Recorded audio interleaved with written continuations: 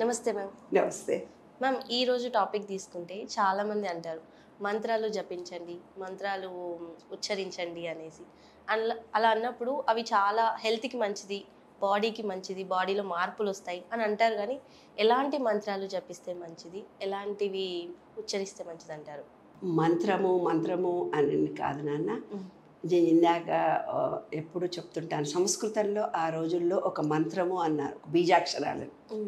అంటే ఏ బీజాక్షరాన్ని అయితే జపిస్తే ఆ అనే శబ్దం ఉందనుకో, అక్షరాభ్యాసం చేసేటప్పుడు ఆ అంటారు. ఓంకారం అనేది విశ్వంలో ఉంది, మన బాడీలో కూడా ఉంది అంటారు. ఓంకారము అని జపిస్తూ మోక్షం పొందాలి అని అంటే కైవల్యాన్ని పొందుతారు ఓం జపిస్తే అని అంటారు. కైవల్యము, ఓంకారము, మోక్షము అంటే ఏంటో తెలుసా? మీరు చెవులో ఇయర్ బడ్స్ పెట్టుకొని పాటలు వింటూ డ్యాన్స్ చేస్తారు కదా, అవునా? ఏదో పాట పెట్టుకుంటారు, ఏంటిదో మీకు వినిపిస్తుంది, నాకు వినపడదు, కానీ మీరు డ్యాన్స్ అయితే చేస్తూ ఉంటారు. అంటే ఆ పాటకి మీ మనసు లయంలో నిమగ్నమైపోయారు. ఎప్పుడైతే ఈ విశ్వం మొత్తంలో, నాసా కూడా మొన్న రీసెంట్గా రీసెర్చ్ చేసింది, ఓం అనే శబ్దము సూర్యుడి నుంచి, ఆకాశం నుంచి నిరంతరంగా వస్తూ పోతుంటుంది. ఈ ఓంకార శబ్దాన్ని మన బాడీలో ఉండే శబ్దం కూడా ఓంకారమే. అయితే మనం బాహ్యంగా మనం పని చేసే దాని మీద ధ్యాస పెట్టి మన ఇంటర్నల్గా ఉన్నటువంటి, చెప్పాను, మూలాధారము, స్వాదిష్టము, మణిపూరకం, అవి కావలసిన రంగులన్నీ ఉండి ఆ రంగులతో ఒక్కొక్క దానికి ఒక్కొక్క బీజాక్షరం ఉందన్నమాట. వాటన్నింటి నుంచి ఇప్పుడు మెడిటేషన్ చేయని ఇట్లా కూర్చోమంటారు అనమాట. మెడిటేషన్ అంటే ఏంటంటే కాన్షియస్నెస్, నీకు ఒక సబ్ కాన్షియస్ మైండ్ అని ఉంది. ఆ సబ్ కాన్షియస్ మైండ్ మౌనవ్రతం చేసిన అంటే పిచ్చి పిచ్చి ఆలోచనలు ఆలోచిస్తూనే ఉంటారు. మౌనం అంటే నీ సబ్ కాన్షియస్ మైండ్ను మౌనంగా ఉంచాలి. నువ్వు మాట్లాడడం కాదు, నీ సబ్ కాన్షియస్ అంటే నువ్వు పడుకున్నప్పుడు కంటి ముందు ఒక స్క్రీన్ లాగా అన్ని ఆ రోజు జరిగినవన్నీ కనపడుతుంటుంది, నువ్వు మాట్లాడుతుంటావు, వేరే వాళ్ళు దాన్ని సబ్ కాన్షియస్ మైండ్ అంటున్నాను. ఆ సబ్ కాన్షియస్ మైండ్ అది మౌనంగా ఉంటేనే నీకు మెడిటేషన్ పవర్ నీకు వస్తుంది. అప్పుడు స్వాధీనం చేసుకోవాలని మంత్రాలు, యంత్రాలు, తంత్రాలు, జపాలు చేసి మోక్షాన్ని పొందారు. ఆ ఆనందం కంటే విశ్వానందము, బ్రహ్మానందము అని చెప్పారు. ఏం లేదు, మనలో ఉన్న ఓంకారాన్ని, విశ్వంలో ఉన్న ఓంకారాన్ని లయం చేస్తాడు వాడు. మీరు ఇయర్ బడ్స్ పెట్టుకొని పాటలు డ్యాన్స్ విన్నట్టుగా మన బాడీలో నుంచి వచ్చే ఓంకారము, ఆ ఓంకారము రెండు లయతో ఇలా వచ్చేసరికి బ్రహ్మానందాన్ని పొందాలి. అదే మోక్షము అన్నారు. కానీ ఇక బీజాక్షరాల విషయంలోకి వచ్చినప్పుడు మనము పలికే ప్రతి మాటకి ఒక శక్తి ఉంది.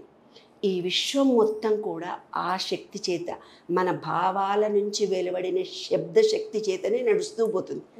ఏంటే మంచి మాట మాట్లాడు, ఆ నోట్ల నుంచి ఒక్కటన్నా ఏమన్నా మంచి మాట మాట్లాడావా లేదా అంటారు. అలాగా పూర్వకాలంలో ఏం చేశారంటే, నువ్వు లలితా పారాయణం ఎవరైనా చదివి ఉంటే ఓం ఐం హ్రీం శ్రీం శ్రీమాత్రే నమః అని ఉంటుంది. గణపతికి బీజాక్షరము గ్లౌం గం గణపతే వరవరద సర్వజనమ్మే వశమానాయ స్వాహ అని ఉంటుంది.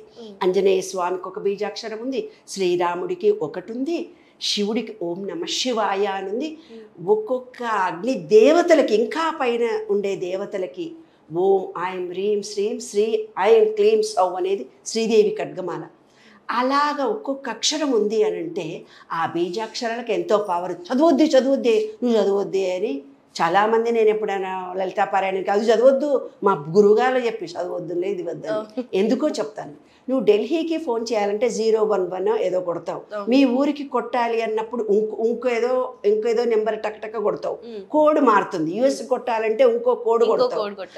ఆ బీజాక్షరం ఓం ఐం హ్రీం శ్రీం అనేది లలితమ్మ వారికి చేరాలి అంటే ఓం ఐం హ్రీం శ్రీం అనే మంత్రము చదివి లలిత చదివితే అమ్మవారికి ఎక్కుతుంది, లేకపోతే ఎక్కదు. గ్లౌం గం గణపతే వరవరద సర్వజనం మే వశమానాయ స్వ అంటే వినాయకుడికి చెందుతుంది. ఏ దేవుణ్ణి నీవు ఆరాధించాలనుకున్నావో ఆ మంత్రాన్ని జపిస్తే దాని ద్వారా వచ్చిన అద్భుతమైన చైతన్య శక్తి నీలో పవర్ని నింపుతుంది. కాబట్టి బీజాక్షరాలకు చాలా గొప్ప పవర్ ఉంటుంది నాన్న. ఏ బీజాక్షరాన్ని జపించిన, అందుకే ఓం భూర్భువస్వ తత్సవితుర్వరేణ్యం భర్గో 110 సార్లు చదువు, ఓం నమ శివాయ అని 150 సార్లు చదువు. ఇట్లా మనకి శ్రీరామ రామ రామేతి రమే రామే మనోరమే అంటారు, శ్రీ ఆంజనేయం ప్రసన్నాంజనేయం అని అంటారు, రామ హరే కృష్ణ కృష్ణ కృష్ణ హరే హరే, శ్రీరామ శ్రీరామ అని నువ్వు ఇన్నిసార్లు రాయి, నువ్వు 1,000,000 సార్లు రాయి అంటారు. మైండ్ అండ్ హ్యాండ్ కోఆర్డినేషన్తో ఆ బీజాక్షరం ఆర్ అనే బీజాక్షరం ఎవరైనా పేరు పెట్టుకుంటే రామారావు, రామోజీరావు, ఆర్ అనేది రక్త బీజాక్షరం. ఆర్ పెట్టుకున్న వాళ్ళందరూ హైలైట్గా ఉంటారు. అట్లా ఒక పదాన్ని రిపీటెడ్గా పలికితే ఆత్మీయ, టాటా, బాటా, ఏ శబ్దాన్నైనా డబల్ రిపీటెడ్ అక్షరం కనుక వచ్చిందంటే దానికి ఎక్కువ పవర్ ఉంటుంది. అందుకే మనం ఇంట్లో జపించేటప్పుడు పూర్వం వాళ్ళు చెప్పారు, ఎక్కువ తక్కువ మాట్లాడకు, మాట్లాడేది పద్ధతిగా మాట్లాడు, ఆ మాటను రిపీటెడ్ చెయ్యకు అని మన పెద్దవాళ్ళు మనకు చెప్పారు. ఎంత గొప్ప మాట చెప్పారు. ఏ అపశబ్దాన్ని కూడా ఏదన్నా అయిపోతే నిండుకున్నది అనమన్నారు, కొండెక్కింది అనమన్నారు, అంతేగాని ఆరిపోయింది అంటే మొన్న ఫ్యామిలీలో పెద్ద గొడవలు జరిగి వచ్చాయిరా.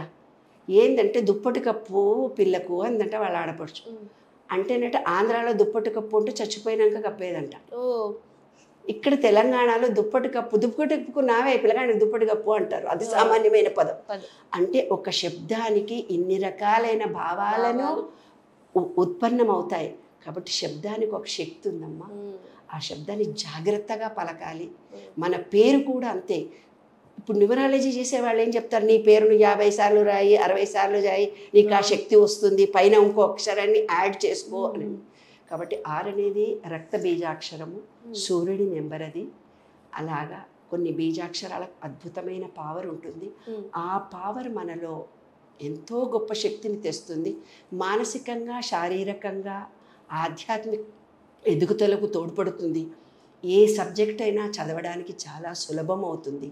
కాబట్టి బీజాక్షరాల అర్థం తెలుసుకో. అంటే నీవు ఒక రకమైన బీజాక్షరము, ఇంకో వ్యక్తికి ఇంకో రకమైన బీజాక్షరం, ఇంకో వ్యక్తికి యోగా ద్వారా, ఇంకో వ్యక్తికి మెడిటేషన్ ద్వారా అలా శక్తి వస్తుంది. కొంతమందికి బీజాక్షరాలు కంపల్సరీ పలకాల్సి వస్తుంది. వాటి ద్వారానే ఈ విశ్వాన్ని స్వాధీనం చేసుకొని నడుపుతున్నారు.